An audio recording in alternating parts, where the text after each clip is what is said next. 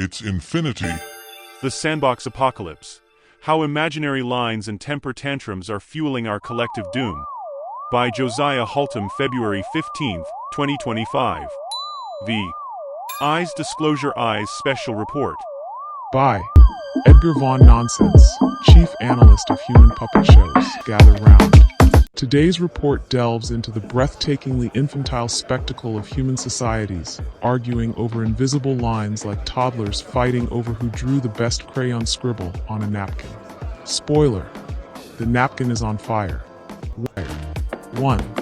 The Great Scribble, drawing lines where none exist. Imagine, if you will, a group of adults in suits pointing at a map and screeching, "This side has more imaginary merit." This is not a deleted scene from Lord of the Flies, the boardroom edition.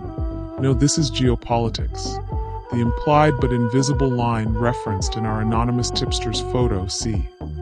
10000000369.jpg, is a masterpiece of collective delusion.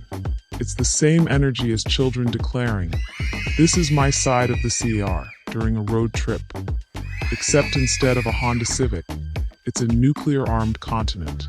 Key observation: the more authority figures yell, "Don't cross this line," the more it resembles a parent threatening to turn this car around. The car, of course, is already hurtling toward a cliff.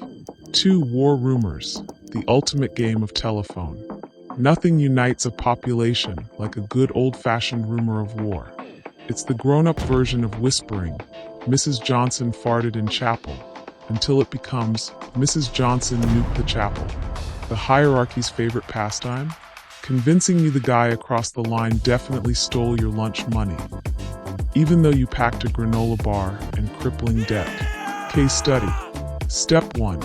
A politician mutters hypothetical conflict into a latte. Step 2. Media headlines. War imminent, sponsored by Raid Shadow Legends. Step 3. Citizens hoard toilet paper and moral superiority.